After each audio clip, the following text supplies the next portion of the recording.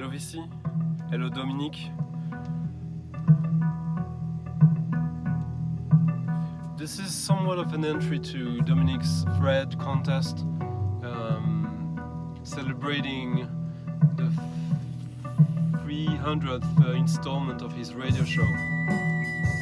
And for that he had a theme that was a bit challenging, which is the only kind of themes that I do take part in for the VC contest or so. But it turned out to be challenging in an unexpected way, since he wanted us to showcase our gold sounds. And by that he meant songs that really meant something to us, that had a huge impact on either our musical journey or our personal journey, or both. And I thought, yeah, of course I can do that, but then, like, it's very close to your favorite songs.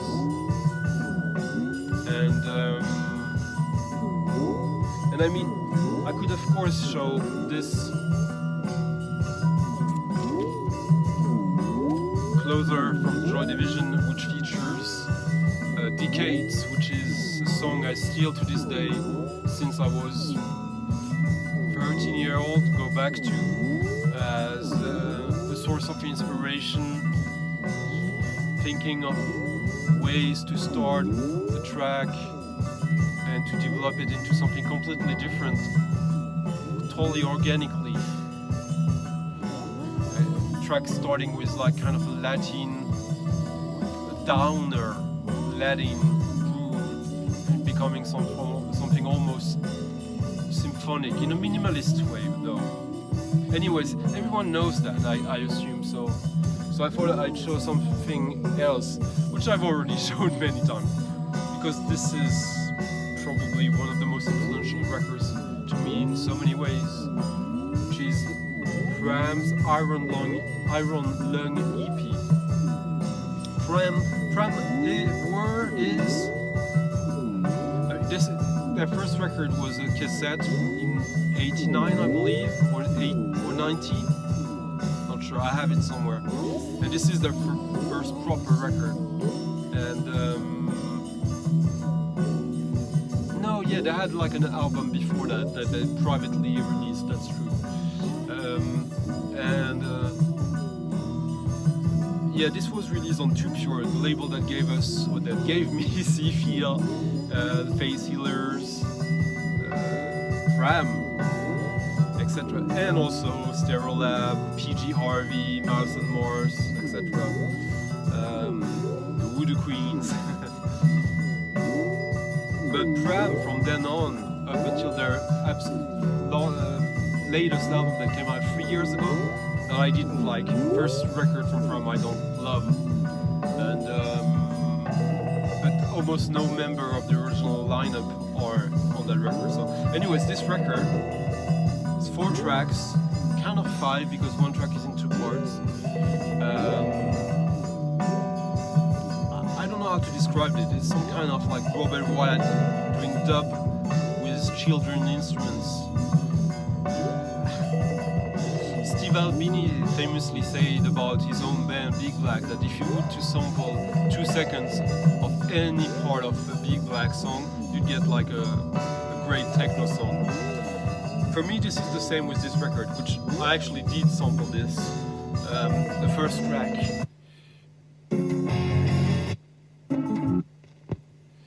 Called Cumulus.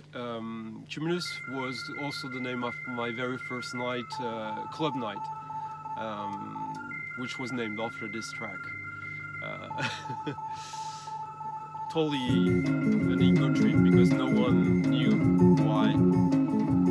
Because it was not connected at all to the music we were playing. Or, yeah, this is absolutely fantastic. Great. This was recorded, I mean, there's no credits on this. The only one is like thanks to Justin, which turned out to be Justin Broderick from formerly Napalm Death, and then Godflesh, which is also one of my favorite bands, also from Birmingham connection. And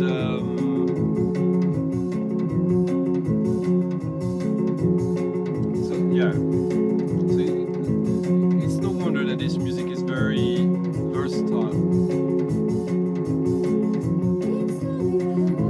Rosie's falsetto singing. Oh, I got a chance to play the guitar in a band that opened for them in a very small venue outside of Paris in the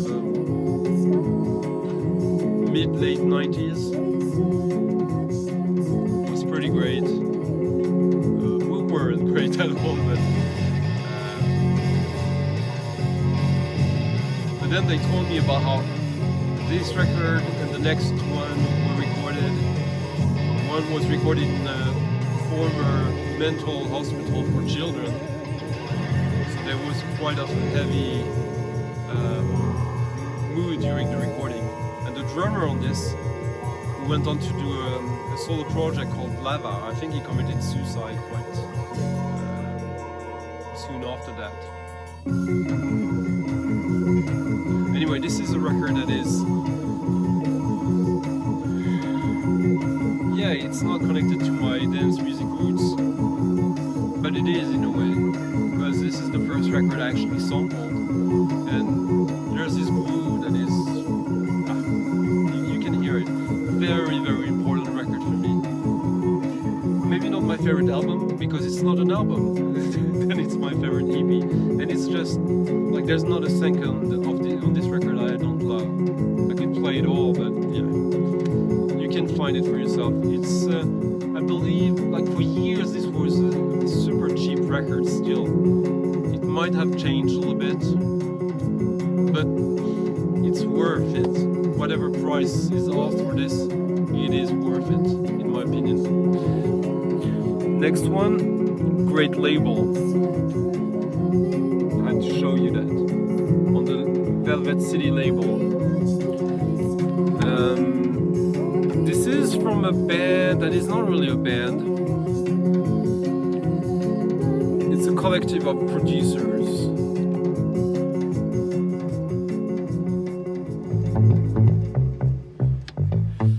So I really got into proper body music, dance floor music in the late 90s. Before that, the electronic music I was listening to was kind of nerdy.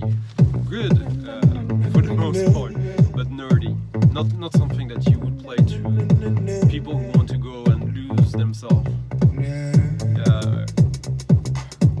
Yeah, maybe lose themselves, but like a bit too intellectual in a way. This is music that speaks to shoulders, hips. This is hips and shoulders music before it talks here or here. So this is a collective of producers called Black Ice Production.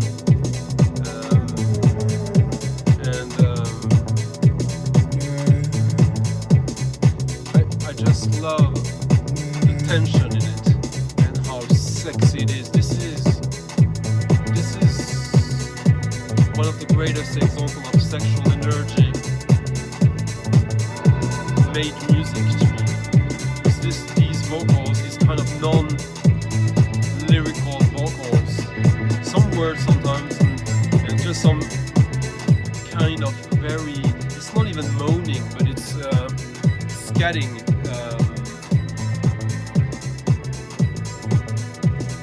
Yeah, so much. I'm not sure I even perceived that when I first heard. This is Chicago house, not your typical Chicago house. It's a little more restrained. Like the bass is definitely Chicago, very melodic, like that. And there's lots of claps, but there could be more. So it's not like jacking. It's like deep house. This is one of, yeah, this is early deep house. Like this is from 1990 or 91. I'm not sure. I remember. It's just a track. If I do the warm up, or I had to change the mood, or if I do the closing of the party, I will always try to fit that track in it. because there's this balance of something very romantic, very almost tragic, with all this sexual energy. Like this is almost like Sylvester, but with total emphasis on the Shakespearean tragedy. Like, yeah, let's use big words. But when I first heard that, like, that was love at first here. And it really made me start to envision the dance floor in a completely new way. Like, making me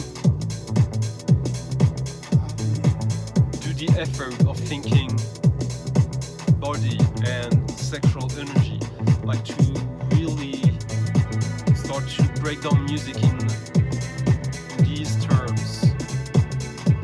And it's been very helpful in so many ways, personally, but of course musically and professionally in the music. And yeah, I would say that it started with this track, which I've been playing for, I don't know, 2 decades maybe a little less, I'm not sure. But yeah, it's one of these tracks that never leaves my DJ bag. And talking about sexual energy,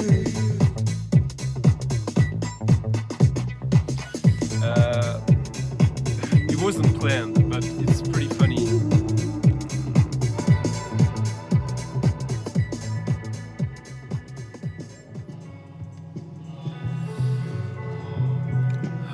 This is really a goal Soundz of mine. As I grew up, like I was born to music with Nirvana and the whole the lo-fi punk side of grunge, not like the rock and roll side. Like I fucking hate Pearl Jam, Soundgarden and all that stuff. Like this has nothing to do with what I'm interested in. So of course Sonic Youth were early on a reference. And I know you showed them Daydream Nation, which is unfortunately an album I never warmed to. It's too precious for me.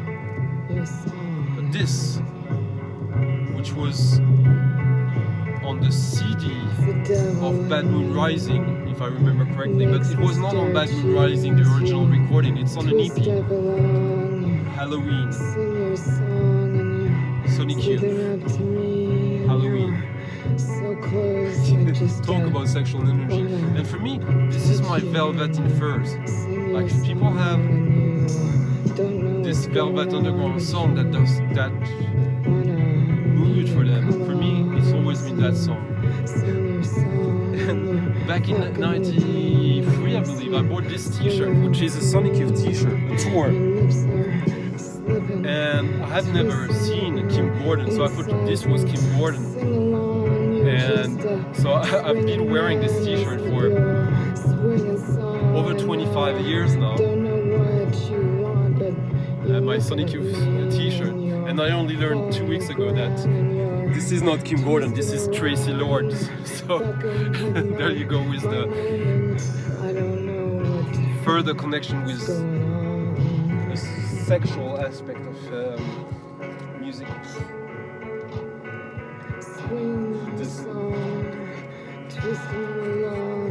I will never tire of these like rhythmic noise riffs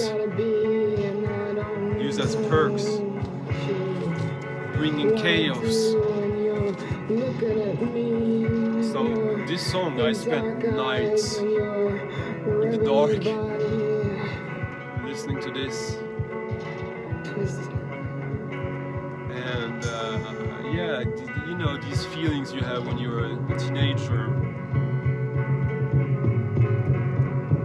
This was really,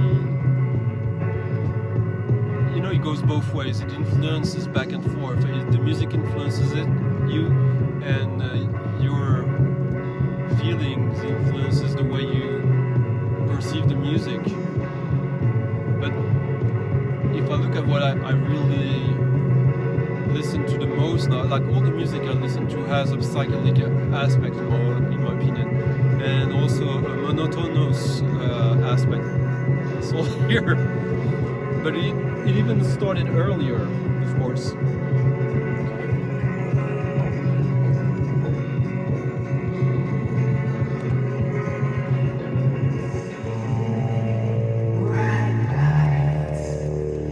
So this, oh yeah.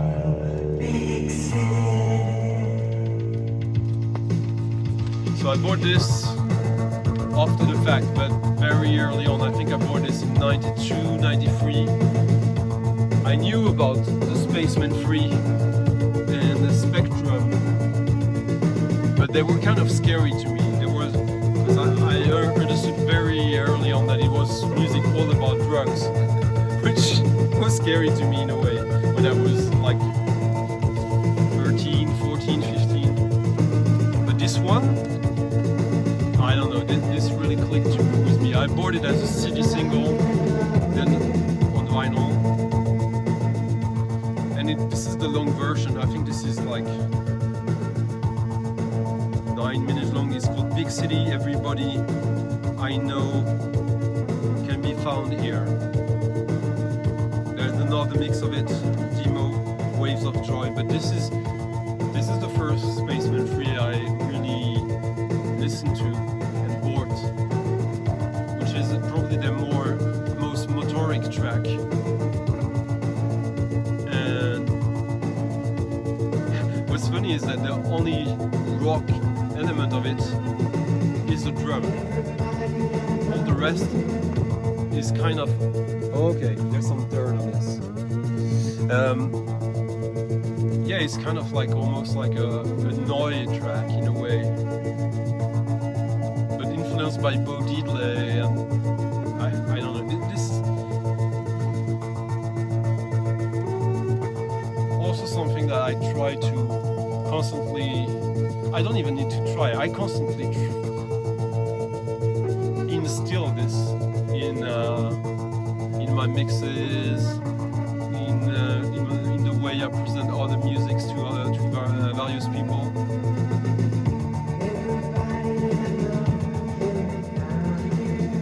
And yeah, this is kind of the last proper Spaceman 3 record. And yeah, still my favorite. What a cool artwork though.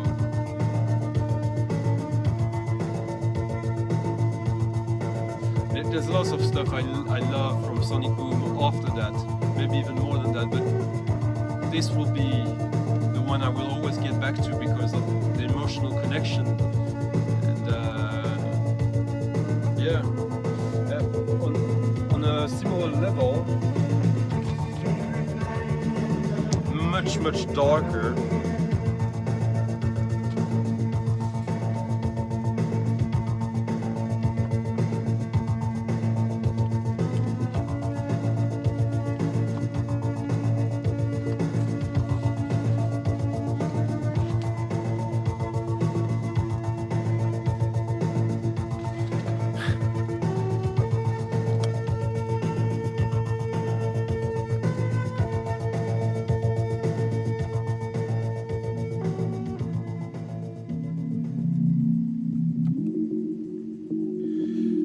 Probably the track I listened to the most during my teens. I was listening to that track non-stop, on repeat. I know that's something you do when you're a teenager, but yeah, that was the one. This is from the 5 EP box set of remixes of Scorn. Scorn, another connection with Birmingham. This is Mick Harris, the drummer from Napalm Death. There's a big insect that came and flew in, a wasp. So yeah. So this was my introduction, my real introduction to Coil. I think I heard them because of the remixes for 9 Inch Nails on Fixed. And I I saw their records in the shops, but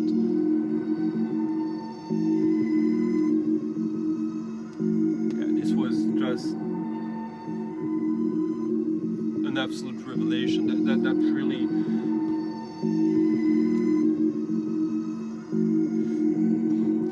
these kind of dark times or dark feelings you have when you're a teen. That was a huge catalysis for it for me.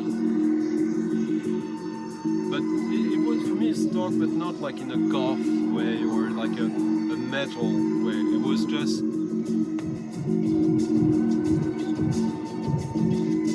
I think I was also reading a lot of like William Gibson, Philip K. Dick, discovering that back then.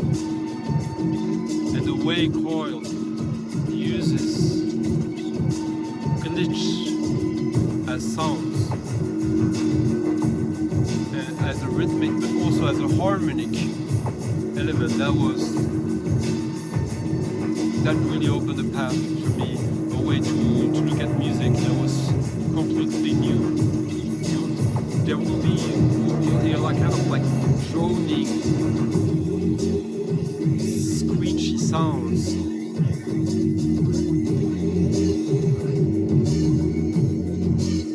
Yeah, the way they treat these percussions.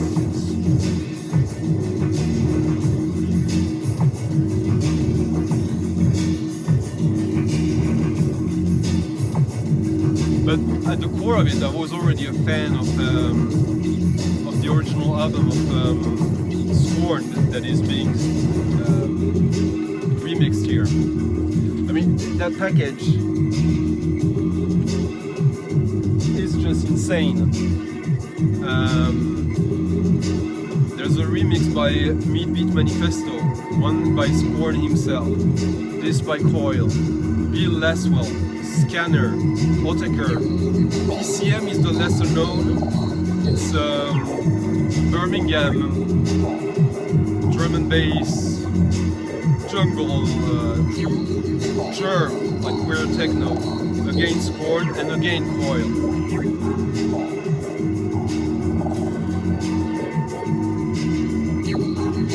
This. If you've seen Seven, the movie, the opening credits, which are actually, I believe, scrapped by Russell Mills, who used to collaborate with Wire.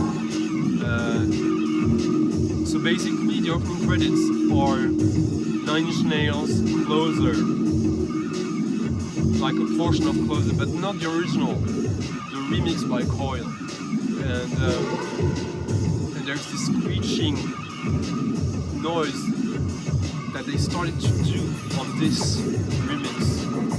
So that was kind of also like a track that really paved the way to a whole new way of envisioning electronic music in popular music.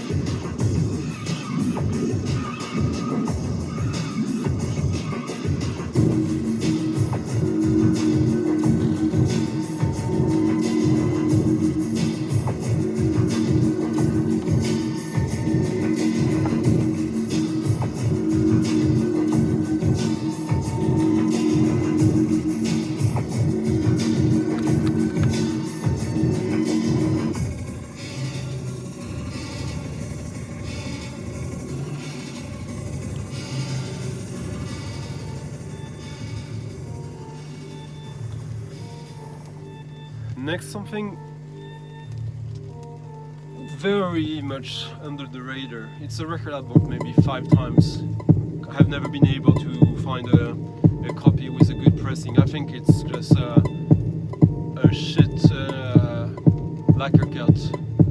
Maybe the pressing was not good, I don't know, but the music is so good that I don't care. This is Born Under Rhyming Planet, which is Jamie Hodge, whom I believe is from Detroit. Or I'm not sure. Anyways, this was released on +8, which is Richie Horton's first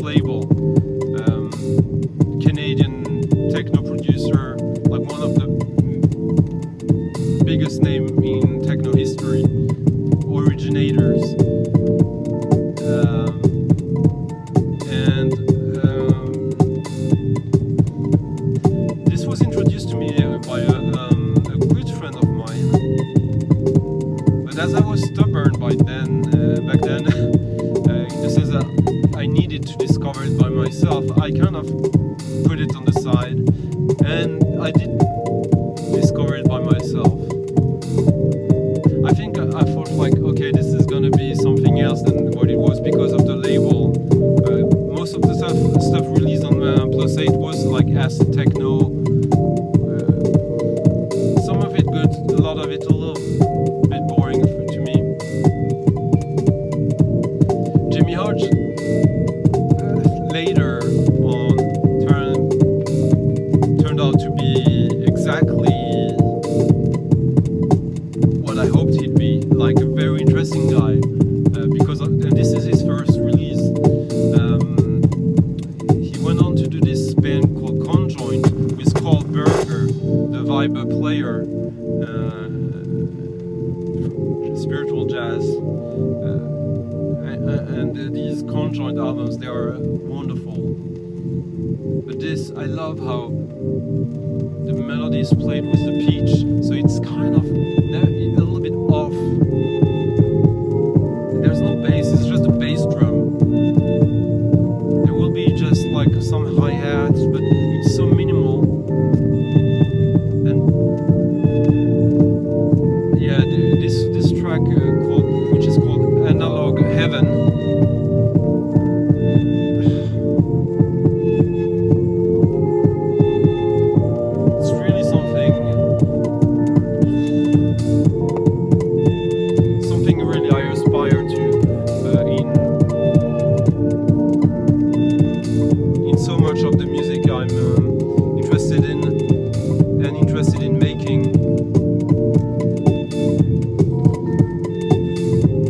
I will never do it.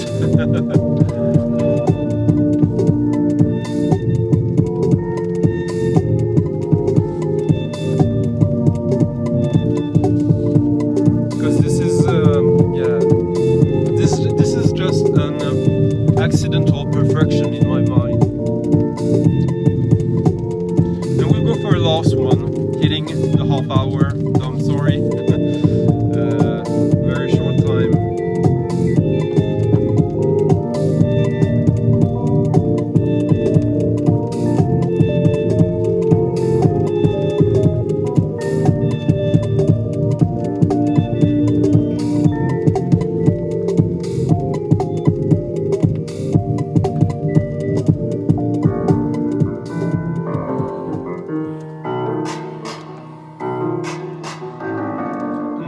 Record I've never shown, but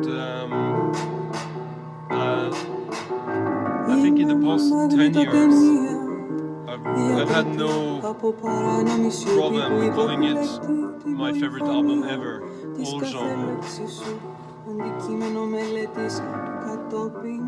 This is Lena Platanos, a Greek singer. This is her third album, I believe, where she went. She was quite successful in Greece in the early 80s. And she moved out of Athens to an island where she built her own studio and did this very strange album that was not well received at all back then. Now I think it's got kind of a cult status. Κι όμως κάποτε θα αντάλλαζα πετρέλαιο πηγές με μια δική σου ερωτική χειρονομία. Ενώ τώρα αναμασώντας ακατάλληλες στροφές ερευνώ με παιδική ανησυχία. Μήπως και βρω τον κωδικό μηχανισμό, την ουσία που θα δέσει το γλυκό.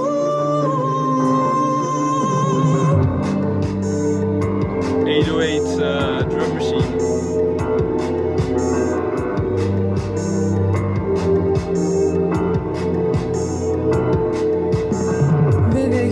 Στα όνειρά μου για τα καλά.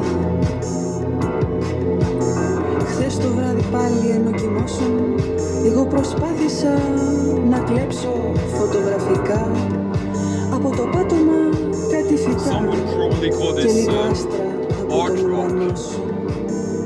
I don't know, this is just one of these records that is its own world. Βέβαια έχεις μπει στα όνειρά μου για τα καλά. Χθες το βράδυ πάλι σ' άγγιξα για πρώτη φορά και μετά δεν ξέρω πώς βρέθηκα σε ένα καμπαρέ και φώναζα στις πόρνες ότι πριν όλα ήταν μαύρα, ενώ τώρα όλα είναι μπλε, μπλε, μπλε. Accent aigu, accent circonflex, συμπεριφορές σαν λονιού, κι όμως κάποτε θα αντάλλαζα πετρέλαιο πηγές με μια δική σου ερωτική χειρονομία. Ενώ τώρα ονομασώντας ακατάλληλες τροφές ερευνώ με παιδική ανησυχία μήπως και βρω το κωδικό μηχανισμό, την ουσία που θα δέσει το γλυκό.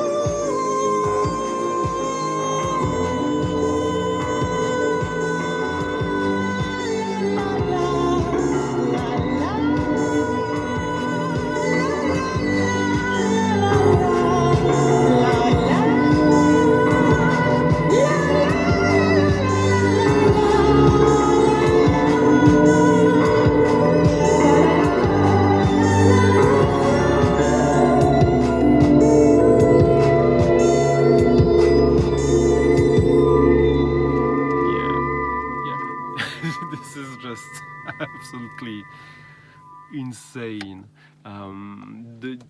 The amount of ideas she just managed to cram into one song like that. This other one is kind of the same, but also so many ideas going with like pitch up vocal and then pitch down and then back to center. Τίποτα δεν μου έχει φανεί πιο αληθινό από ετούτη τη στιγμή. Lena Platanos. Αλλά ετούτη τη στιγμή με στέλνει πίσω. I don't even know what's the name because it's in Greek. I don't read Greek. Λίγο από αυτά που είμαι σίγουρη για αυτά. She was quite από ετούτη τη στιγμή. quite Τότε το popular in λέγω Greece. παίρνει τα χρώματα που θέλω.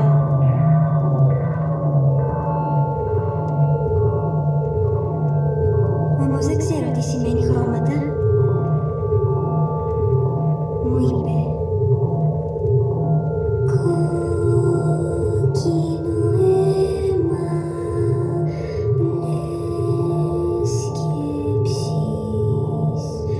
κίτρινη επιτάχυνση, πράσινη κατάληξη, πορτοκαλί.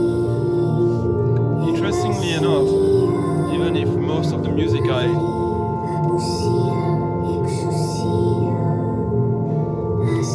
tend to go towards his instrumental, I'm obsessed with the vocal, the human voice, but not necessarily in the most traditional lyric way. Η στιγμή είναι εντελώς ακριβή. Δουλεύουμε και τη βγάζουμε σε χαρτονομίσματα καινούργια και μετά καταλαβαίνουμε ότι εμείς βγάζουμε τα καινούργια χαρτονομίσματα. Μετά τα τρώμε, μετά τα χέζουμε και μετά λέμε ότι χεστήκαμε στα λεφτά. Πες με 3 λέξεις το πολύ, τι έκανες όταν σε αδικήσανε. And this album really showed me like lots of ideas I had or lots of stuff I heard from different directions of John LaBarbera, vocal synthesis of Paul Marinis. Ό,τι είναι λίγο με εκνευρίζει. Είναι παστικό. Τώρα όμως ξαφνικά βρέχει πολύ. Αλλά και αυτό δεν μου λέει τίποτα. Γιατί έχω βγάλει πολλά ρούχα για στέγνομα. Και πότε θα στεγνώσουν. And again, καλά. after Αν δεν στεγνώσουν Daph's σήμερα, θα Der στεγνώσουν Räuber und der αύριο. Prinz, the discovery of the beauty of a language that is usually perceived Δεν είμαι πια κανένα παιδί να almost κρατιέμαι από τη antagonistical. στιγμή.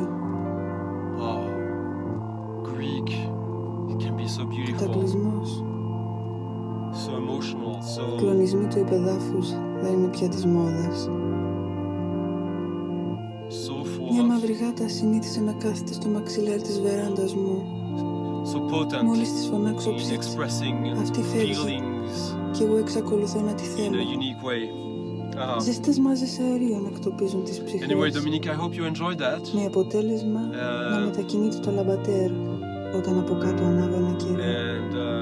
And congratulations!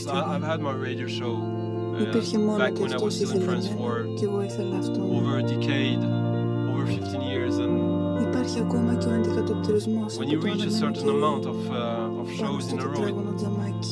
yeah, it's a certain feeling, and I'm Αυτός really με happy χωρίζει for τώρα you. από την πουγάδα και από τον I κόσμο saw your όλο. latest video, so I hope that Και δεν θα περάσει ποτέ στην everything will be ιστορία. fine Δεν with είναι your κοινού mom. ενδιαφέροντος. I hope that everything will Δεν turn είναι out επαναστατικός.